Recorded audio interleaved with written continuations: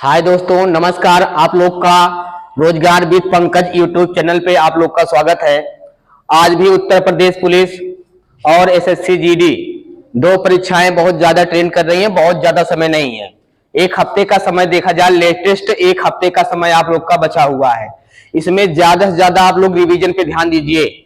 संविधान में जो लगभग इंपॉर्टेंट टॉपिक थे, यहाँ पे आप लोग को यूट्यूब पे पढ़ा चुके हैं। इंपॉर्टेंट टॉपिक में आता है भारत की अनुसूचियां। अगर सिविक्स में देखा जाए संविधान में, तो भारत की अनुसूचियां, अभी एक टॉपिक बचा हुआ है मौलिक अधिकार। दो टॉपिक नहीं पढ़ाए हैं, तो आज अनुसूचियां पढ़ाने जा रहे हैं। बस ज्यादा समय नहीं लेंगे, 10-15 मिनट में 12 अनुसूचियां हैं। आप रटने का प्रयास करिए, 12 अनुसूचियां दिमाग पे छप जाएं। एकदम बहुत तरीके और लसी के तरीके से इसको दिमाग में छापना है, बहुत अच्छे से। बस 10-15 मिनट के अंदर आपको 12 अनुसूचियां दिमाग में छपी होनी चाहिए। बात समझ गए ना? 10-12 अनुसूचियां, जो 12 अनुसूचियां दिमाग में छपी होनी चाहिए। अगर जानते हो, संविधान की बात करेगा तो भारतीय संविधान में टोटल आर्टिकल कितने हैं बताओ? 395 आर्टिकल हैं। अगर यहां पे बात पूछेगा कि संविधान में भाग कितने हैं, तो भाग 22 हैं। लेकिन जब संविधान लागू हुआ था 26 जनवरी 1950 को, तो भारतीय संविधान में 12 अनुसूचियां नहीं थी। कितनी अनुसूचियां थी? 8 अनुसूची थी। लेकिन संविधान के लागू होने के बाद 4 अनुसूची बाद में जोड़ी गई। 4 अनुसूची बाद में जोड़ी गई। कौन कब जोड़ी गई, यहां साफ साफ लिखा हुआ है। एक 51 में, एक 82 में, 92 और 93 में 4 अनुसूचियां बाद में आई हैं। अगर प्रेजेंट टाइम में कहा जाए, वर्तमान में भारतीय संविधान में टोटल कितनी अनुसूचियां हैं, तो कितनी है? 12। कितनी है?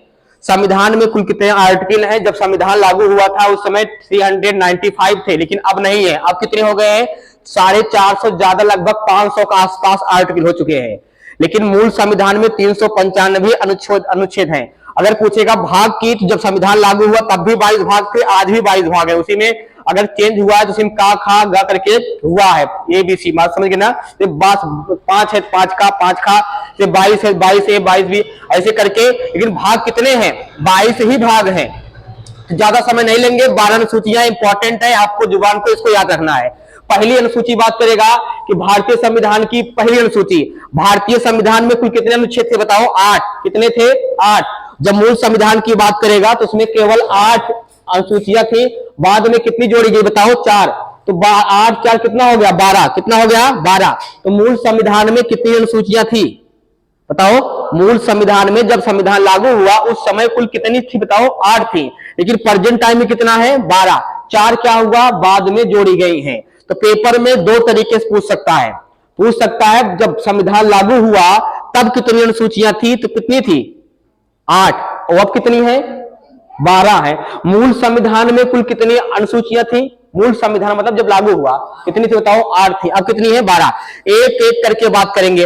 देखो, पहली अनुसूची का बात पूछेगा, पहली अनुसूची में क्या लिखा गया है? भारतीय संविधान की पहली अनुसूची में क्या लिखा गया है? तो आप लोग सीधा कहिएगा, सर जी पहली अनुसूची में भारत के जो राज्य हैं और जो यूटी हैं, यूटी मतलब केंद्र शासित प्रदेश, तो कितने राज्य हैं इसमें बताओ? अगर प्रेजेंट टाइम में कहा जाए तो 28 राज्य हैं और 8 यूटी हैं, और टोटल कितने हो गए? 36। बात समझ गए ना? इन्हीं का वर्णन करता है। तो पहली अनुसूची क्या करता है बताओ? राज्य का और केंद्र शासित प्रदेश, उसी को बोलते हैं यूटी। मतलब जितने राज्य हैं और जितने यूटी हैं उनका प्रावधान है किसमें? पहली अनुसूची में। भारतीय संविधान की पहली अनुसूची में किसका बात की गई है बताओ? राज्यों का और केंद्र शासित प्रदेशों के बारे में बताया गया है। जरूरत नहीं होगा ना? भारतीय संविधान की पहली अनुसूची में देशों मतलब राज्य के बारे में और केंद्र शासित प्रदेश के बारे में बताया गया है, इसका प्रावधान है भारतीय संविधान की पहली अनुसूची में। दूसरी अनुसूची की बात करेगा, वेतन और भत्ता का प्रावधान है किसका? भारतीय संविधान की दूसरी अनुसूची में वेतन जो मिलता है, किसी का भी वेतन हो, वेतन और भत्ते का प्रावधान किसमें है बताओ? भारतीय संविधान के दूसरी अनुसूची में वेतन भत्ता। अगर कोई वेतन भत्ता, मान लो राष्ट्रपति है, प्रधानमंत्री, जितने नेता है, विधायक, सांसद है, अगर वेतन ले रहे हैं, भत्ता कट रहा है, सब कुछ हो रहा है, तो ये शपथ भी लेते होंगे। बात समझ गए ना? और तीसरे में क्या है बताओ? शपथ का प्रावधान है। किसका? शपथ। शपथ लेते नहीं है क्या? प्रधानमंत्री शपथ नहीं लेते? सब शपथ लेते हैं। राष्ट्रपति शपथ लेते हैं, मुख्य न्यायाधीश शपथ लेते हैं, विधायक शपथ लेते हैं, सांसद शपथ लेते हैं। ये सब क्या करते हैं बताओ? वित्त मंत्री वो शपथ लेते हैं, सब शपथ तो लेते हैं। तो इसमें शपथ का प्रावधान है। किसका? शपथ का। और जो चौथी अनुसूची है वो राज्यसभा का प्रावधान है। किसका? राज्यसभा प्रतिनिधित्व। बात समझ गए ना, इसमें राज्यसभा की बात की गई है, समझ रहे हो ना। चौथी अनुसूची में राज्यसभा के बारे में बताया गया है, इसमें राज्यसभा का प्रतिनिधित्व करता है ये। पांचवी अनुसूची क्या है बताओ? एससी एसटी क्षेत्रों का प्रावधान है। भारतीय संविधान की जो पांचवी अनुसूची है उसमें किसका प्रावधान है बताओ? एससी एसटी क्षेत्रों का प्रावधान करता है भारतीय संविधान की पांचवी अनुसूची। भारतीय संविधान की पांचवी अनुसूची में किसका प्रावधान है बताओ? एससी एसटी क्षेत्रों का प्रावधान है। और भारतीय संविधान की छठवीं अनुसूची में किसका प्रावधान है बताओ? भारतीय संविधान की छठवीं अनुसूची में असम, मेघालय, त्रिपुरा, मिजोरम के जनजातियों के क्षेत्रों का प्रावधान है। किसमें? असम, मेघालय, त्रिपुरा, मिजोरम। इसको याद करने का तरीका है एएमटीएम। क्या है? एएमटीएम। क्या है बताओ? एएमटीएम। इस पे खूब क्वेश्चन पूछता छठवें वाले पे। इसमें केवल पता है एससी एसटी, अनुसूचित जाति और अनुसूचित जनजाति क्षेत्रों का वर्णन करता है। ऐसे भारत में क्षेत्र जहां पे एससी और एसटी क्षेत्र है उनके प्रावधान का वर्णन किया गया पांचवी अनुसूची में। छठवीं क्या है? उसमें जनजातियों का वर्णन है। जनजाति मतलब कहां कहां की? असम में ए मतलब असम, यह मतलब मेघालय, टी मतलब त्रिपुरा, यह मतलब मिजोरम। असम, मेघालय, त्रिपुरा, मिजोरम 4 राज्य है ना, ये नाम सुने हो ना? असम, मेघालय, असम की राजधानी दिसपुर, मेघालय की शिलांग, त्रिपुरा की और मिजोरम की आइजोल। ये 4 जो स्टेट है, 4 ये स्टेट है, यहाँ की जो जनजातियां हैं, जानते हो ना जनजातियां, जो जनजातियां इनका प्रावधान है इसमें छठवीं अनुसूची में। तो देखो पांचवी छठवीं साफ साफ पता है, इसमें एसटी एसटी के बारे में बताया गया है। पांचवी में एससी एसटी का प्रावधान है, छठवीं में असम, मेघालय, समझ गए, असम, मेघालय, त्रिपुरा और मिजोरम के जनजातियों के क्षेत्रों का प्रावधान है। और सातवीं अनुसूची मोस्ट इंपॉर्टेंट है। सातवीं अनुसूची जो है क्षेत्रों का बंटवारा। सातवीं अनुसूची जो है वो शक्तियों का बंटवारा है। किसका है? शक्तियों का बंटवारा। शक्ति में कितनी शक्तियां बताओ? देखा जाए यहाँ पे केंद्रीय सूची है, भारतीय संविधान में 3 अनुसूची है। कितनी? यहाँ पे केंद्र सूची, सूची, केंद्र सूची, राज्य सूची और समवर्ती सूची। अब कहो सर जी क्या है? ऐसे प्रावधान जिन पे केवल केंद्र सरकार का अधिकार हो, ऐसे विषय केंद्र सूची में आते हैं। जिन विषय पे केवल राज्य सरकार, मुख्यमंत्री का अधिकार हो, बात समझ गए, राज्य का अधिकार हो, किसमें आते हैं? राज्य सूची में आते हैं। ऐसे क्षेत्र, ऐसे विषय जिन पर समवर्ती मतलब दोनों का अधिकार हो, उसे क्या बोलते हैं? समवर्ती सूची। एग्जाम्पल के तौर पे कहा जाए, जनगणना हो गया, सेना और भर्ती जो कराती है, कौन कराता है बताओ? केंद्र की राज्य तो केंद्र कराती है ना, तो केंद्र वाली जो होगी वो केंद्र सूची होगी, प्रधानमंत्री होते हैं उसमें, मेन होता है। कौन होता है? ये केंद्र सूची का विषय है, जनगणना केंद्र सूची का विषय है। बात समझ रहे हो ना। लेकिन अगर इसमें केंद्र सूची में जो विषय का मालिक होता है, उस क्षेत्र का जो प्रावधान होता है, वो केंद्र के पास होती है। शक्तियां जो होती हैं सबका किसके पास है? केंद्र के पास पावर होता है। और इनमें राज्य सूची में जो पावर होता है जिन विषय का, वो किसके पास होता है? राज्य के पास होता है। पुलिस की भर्ती होती है, पुलिस किसके अंतर्गत आता है? अब पुलिस जो होते हैं राज्य के, पुलिस के बारे में केंद्र सरकार से कोई मतलब नहीं है। वो कौन देखता है उसको? राज्य भर्ती कौन कराएगा? चाहे उत्तर प्रदेश पुलिस हो, चाहे हरियाणा पुलिस हो, जो राज्य है, राज्य वाले जो मुख्यमंत्री होते हैं, अपने राज्य में पुलिस कम है, ज्यादा है, भर्ती कराए ना कराए, ये किसका विषय बनता है? ये राज्य सूची का विषय है, ये राज्य का विषय बनता है। बात समझिए ना। कोई मेला लगा हो, कि क्षेत्रीय काम हो रहा हो, पुलिस की भर्ती हो गई, लेखपाल की भर्ती हो गई, लेखपाल की भर्ती में केंद्र से मतलब है? नहीं है। किससे मतलब है? राज्य से मतलब है। और पुलिस की भर्ती में किससे मतलब है? राज्य से मतलब है। बात समझ गए ना। ये सब जो भर्तियां होती हैं ये किस सूची में आती हैं? राज्य सूची में आती हैं। इन पर किसका पावर है, किसकी शक्ति है बताओ? इन पर किसकी शक्ति है? ये जो विषय है इन पर किसकी शक्ति है बताओ? राज्य का विषय है, राज्य सूची का विषय। मुख्यमंत्री इस पर अधिकार रखता है। मुख्यमंत्री मतलब जो राज्य का जो सरकार है, राज्य सरकार जो होती है हर राज्य में है। जैसे अपने यहाँ की राज्य सरकार है, हरियाणा की अलग है, तमिलनाडु के अलग है, वो मुख्यमंत्री होते हैं। और केंद्र सबका होता है। बात समझ गए ना। जिसपे केंद्र सरकार का प्रावधान शक्ति होती है, जिन विषय पे, वो केंद्र सूची में है। जिन पे राज्य का प्रावधान है, मतलब जिन पे राज्य सरकार की शक्तियां होती हैं, उनपे राज्य सूची में आते हैं। और जिन पे दोनों का अधिकार होता है वो समवर्ती सूची में आते हैं। जैसे 1 हो गया, कहीं पे शिक्षा हो गया, 1 हो गया, तो शिक्षा पे कहीं शिक्षा की बात आएगा तो उस पर केंद्र सरकार भी पैसा लगाएगी और राज्य सरकार भी पैसा लगाएगी। ज्यादा लगाती है केंद्र सरकार, लेकिन हिस्सेदारी दोनों की रहती है। अब शिक्षा एक ऐसा टॉपिक है, शिक्षा पे दोनों से मतलब है। शिक्षा पे दोनों से मतलब है, केंद्र सूची और राज्य सूची दोनों से मतलब है, तो इसको समवर्ती सूची में रखा गया है। ऐसे विषय जिसपे केंद्र और राज्य दोनों अपना पावर रखते हो उसे हम लोग समवर्ती सूची में रखते हैं। बात समझ में आ गई होगी। वन हो गया तो वन पे केंद्र का भी अधिकार बनता है और राज्य का भी बनता है, तो ये समवर्ती सूची में हो गया। बात समझ गए ना। अगर पूछेगा पहले 97 विषय रखे गए थे, कितने, जैसे मान लो पुलिस हो गया, एक हो गया, 2 हो गया, ऐसे से 100 विषय है प्रेजेंट टाइम में। केंद्र सूची में कितने विषय रखे गए हैं? 100। तो यहाँ पहले 97 थे, लेकिन अब 3 बढ़ के कितने पास हो गए? 100। इसका मतलब केंद्र सरकार के पास पावर थोड़ा बढ़ गया। पहले कितने विषय रखे गए थे? 97, अब कितने हो गए? 100। तो इसका मतलब केंद्र सरकार का पावर थोड़ा बढ़ गया। राज्य सूची में पहले 66 विषय थे, अब कितने विषय बचे हैं? 31 विषय बचे हैं। जैसे मान लो पुलिस, लेखपाल, ऐसे करके कितने विषय बताओ? 31 विषय है। तो इस पे मतलब कि 66 से 61 हो गया, तो मतलब राज्य सरकार का थोड़ा पावर भाई कम हुआ है, 5 विषय कम नहीं हो गया इसका।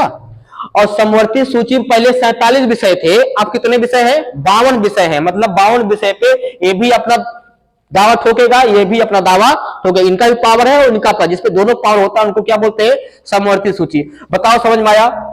7वीं अनुसूची किसकी बात करता है? शक्तियों का बंटवारा। कितनी शक्तियां हैं? 3 शक्तियां हैं, केंद्र सूची, राज्य सूची और समवर्ती सूची। ऐसे विषय जिन पे केंद्र का प्रावधान होता है, उस पे केंद्र का हाथ होता है या केंद्र की शक्तियां होती है, उसे क्या बोलते हैं? केंद्र सूची में आते हैं। ऐसे प्रावधान, ऐसे विषय जो राज्य सूची में आते हैं उसे राज्य सूची, और जो दोनों में आते हैं वो समवर्ती सूची। शायद समझ में आ गया होगा। 8वीं अनुसूची बात करेगा कि बताओ भारतीय संविधान की 8वीं अनुसूची किसका प्रावधान करती है? भाषा का। भाषा को किसमें रखा गया है? 8वीं अनुसूची में। कुल कितनी भाषाएं हैं? सब 22 भाषाएं हैं। और मूल संविधान में कितनी भाषाएं थी? 14 भाषाएं थी। तो वही है 8वीं अनुसूची मानक भाषाएं हैं। पहले 14 भाषाएं थी। मूल संविधान में कितनी भाषाएं थी बताओ? बोलिए। मूल संविधान में 14 भाषा थी। जब संविधान लागू हुआ उस समय 14 भाषा थी, लेकिन बाद में जोड़ते जोड़ते अब कितनी भाषाएं हो गई बताओ? अब 22 भाषाएं हैं। वर्तमान में कहा जाए भारतीय संविधान में कुल कितनी भाषाएं हैं, तो कितनी भाषाएं बताओ? 22 भाषाएं हैं। इसमें मूल संविधान लागू हुआ 26 जनवरी 1950 को। संविधान जब लागू हुआ 14 भाषाएं थी। 14 भाषा में पहले बात तो पहले एक भाषा जोड़ी गई, तो 21वां संविधान संशोधन 1967 में एक भाषा जोड़ी गई। उस भाषा का नाम था सिंधी। क्या नाम था? सिंधी भाषा। पूछेगा सिंधी भाषा किस संशोधन के तहत जोड़ी गई, तो 21वां संविधान संशोधन। अगर पूछ लिया सिंधी भाषा कब जोड़ी गई, तो 1967 में। संविधान में जोड़ी जाने वाली पहली भाषा कौन है, तो कौन है? सिंधी है। आया समझ में? उसके बाद कुछ दिन बीता, 3 भाषा और जोड़ी गई। कौन कौन? कोंकणी, मणिपुरी और नेपाली। कौन कौन? कोंकणी, मणिपुरी और नेपाली। 3 भाषा और जोड़ी गई। ये किस संशोधन के तहत जोड़ी गई? 71वां संविधान संशोधन 1992 में।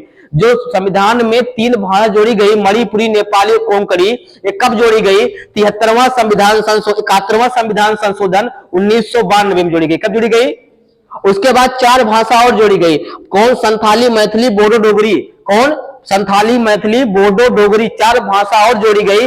एक किस संविधान संशोधन के तहत जोड़ी गई? ये 92वां संविधान संशोधन 2003 के तहत जोड़ी गई। इसी प्रकार भारतीय संविधान में कुल कितनी भाषाएं हो गई? 22। गिल 14, 1, 15, 3, 18, 4, 22। अब कितनी भाषाएं हैं? मूल संविधान में कितनी भाषाएं थी? भाषा का प्रावधान भारतीय संविधान के किस अनुसूची में रखा गया है? 8वीं अनुसूची में। भाषा कहां रखी गई है? 8वीं अनुसूची में। शक्तियों का प्रावधान कहां है? 7वीं अनुसूची में। या असम, मेघालय, त्रिपुरा, मिजोरम में जो जनजातियां हैं उनका प्रावधान भारतीय संविधान के किस अनुसूची में है? 6वीं में है। SC ST का जो प्रावधान है क्षेत्रों का, वो कहां है? 5वीं अनुसूची में। राज्यसभा का प्रतिनिधित्व किसमें है? 4वीं में है। शपथ का प्रावधान भारतीय संविधान की किस अनुसूची में है? 3री में है। और शपथ ग्रहण वेतन भत्ता किसमें है? 2री में है। पहले में क्या है? राज्य और केंद्र का राज्य मतलब और जो यूटी है इनका प्रावधान किसमें है? पहली अनुसूची में है। बताओ बात तैयार हो गई। 8 थी। अब देखो 9वीं अनुसूची जब आएगी कि 9वीं अनुसूची तो ये जोड़ी गई। ये पहला संविधान संशोधन था। कोई पूछेगा भारतीय संविधान जब लागू हुआ पहला संशोधन क्या हुआ, तो पहला संशोधन यही हुआ 1950 संविधान लागू हुआ। पहला संशोधन 1951 में भूमि सुधार जोड़ दिया गया। ये 9वीं अनुसूची बन गई। पहला संशोधन कब हुआ? बताओ 1951 में। और कौन सा हुआ? भूमि सुधार, इसको 9वीं अनुसूची में रखा गया। उसके बाद 10वां है दल बदल संबंधी प्रावधान। जो नेता इस पार्टी से उस पार्टी में जाते हैं इसको बोलते क्या है? दल बदल। इससे संबंधित नियम बनाया गया, उसको रखा गया कहां पे? 10वीं अनुसूची में। बताइए 10वीं अनुसूची में क्या है? बोलिए। दल बदल संबंधी प्रावधान है। और कब हुआ ये? 52वां संविधान संशोधन 1985 में इसको आया। दल बदल संबंधी प्रावधान संशोधन कब हुआ? कौन सा नंबर का था ये? 52वां संविधान संशोधन। कौन सा? 52वां। कब हुआ? 1985 में हुआ। इसके बाद 11वीं अनुसूची में पंचायती राज जोड़ी गई। पंचायती राज जानते हो ना? जो ग्राम पंचायत संबंधी जितने चुनाव आते हैं, चाहे प्रधानी का हो, चाहे बीडीसी का हो, चाहे सदस्य का हो, चाहे जिला पंचायत का हो, चाहे ब्लॉक प्रमुखी का हो, चाहे जिला पंचायत अध्यक्ष का चुनाव हो, ये सब पंचायती राज व्यवस्था में आते हैं। तो पंचायती राज जो है ये 73वां संविधान संशोधन 1992 में जोड़ा गया। कब? 1992 में। इसमें टोटल 29 सब्जेक्ट हैं, 29 विषय पूछता है। भारत के 11वीं अनुसूची में किसका प्रावधान है? पंचायती राज का प्रावधान है। इसमें कितने विषय हैं? हाँ, कौन सा संशोधन है बताओ? ये 73वां है। कब हुआ ये? 1985 में। इसके बाद 12वां अनुसूची जो है वो है नगर निगम। कौन है? नगर निगम। नगर निगम मतलब जो शहर होते हैं वहां जो चुनाव होते हैं चेयरमैनी के, सभासद के, नगर निगम के, तो 12वां संविधान संशोधन नगर निगम है। इसको कब जोड़ा गया? ये 73वां था, ये 74वां है। ये 92 में हुआ, ये 93 में। याद करने में आसानी रहेगी। नगर निगम 74वां संविधान संशोधन 1993 में। इसको कौन राज्यपाल कौन दर्जा देता है? राज्यपाल। राज्यपाल देश के होते हैं, राज्य के होते हैं? हाँ, राज्य के होते हैं। राज्यपाल दर्जा देता है। इसमें कितने विषय हैं? 18 विषय हैं। बताओ कितने लोग को 12 अनुसूची जुबान पे याद हो गई? हमारे साथ बोलते चलिए। पहली अनुसूची क्या है? भारत के सभी राज्य और उनके केंद्र शासित प्रदेश का प्रावधान भारतीय संविधान की पहली अनुसूची है। दूसरी अनुसूची में किसका प्रावधान है बताओ? वेतन और भत्ते का। देखो मत, दूसरी अनुसूची में क्या है? वेतन और भत्ते है। तीसरी अनुसूची में क्या बताओ? शपथ ग्रहण का प्रावधान है। चौथी अनुसूची में क्या बताओ? राज्यसभा का प्रतिनिधित्व। पांचवी अनुसूची में क्या बताओ? एससी और एसटी के क्षेत्रों का प्रावधान है। छठवीं अनुसूची में क्या बताओ? असम, मेघालय, त्रिपुरा और मिजोरम में जो जनजातियां हैं उनके क्षेत्रों का प्रावधान है। सातवीं अनुसूची क्या बताओ? शक्तियों का बंटवारा है। क्या है? शक्तियों का बंटवारा। कितनी शक्तियां हैं? 3। केंद्र सूची और राज्य सूची और समवर्ती सूची। केंद्र सूची में कितने